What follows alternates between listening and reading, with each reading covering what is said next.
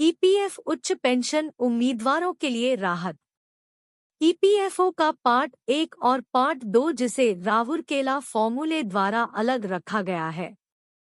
Pension की गणना EPS para 12 के अनुसार है।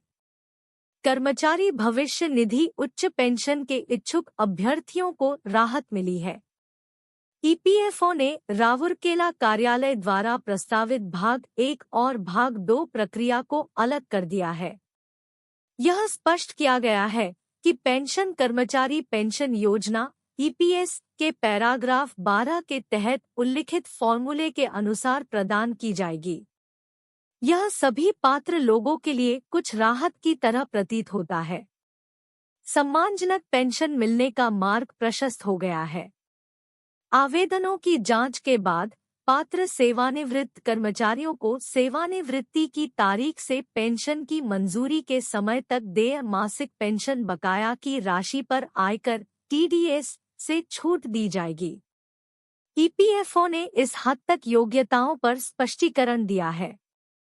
पेंशन की गणना पर स्थिति स्पष्ट होने के बाद क्षेत्रीय कार्यालयों ने आवेदनों पर कार्रवाई शुरू कर दी है। मांग नोटिस के अनुसार ईपीएस बकाया का भुगतान करने वाले सेवानिवृत्त कर्मचारियों को जल्द ही पेंशन मंजूरी दस्तावेज जारी किए गए और बकाया राशि जारी करने के लिए गतिविधियां शुरू की गई। यह पता चला है कि बिना किसी सबूत के जमा किए गए आवेदन मनमाने ढंग से खारिज नहीं किए जाएंगे। पात्रता न होने की स्थिति में आवेदन पत्र निरस्त कर दिए जाएंगे। ईपीएफओ ने क्या कहा?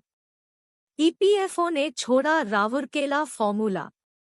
स्पष्ट है कि पेंशन की गणना ईपीएस पैराग्राफ 12 के अनुसार की जानी चाहिए। उदाहरण के लिए, मान लीजिए कि कोई कर्मचारी 1 सितंबर 2014 से पहले सेवानिवृत्त हो जाता है।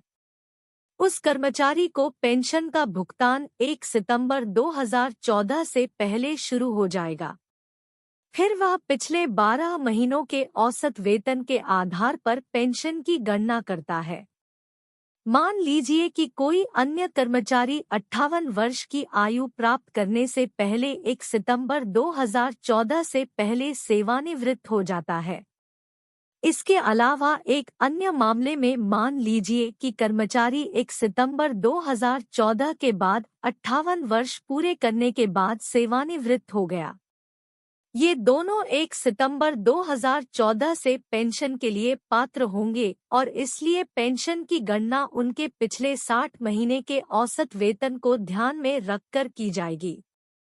मान लीजिए कि इनाम का एक कर्मचारी 1 जनवरी 2015 को 60 वर्ष की आयु में किसी कंपनी से सेवानिवृत्त हुआ।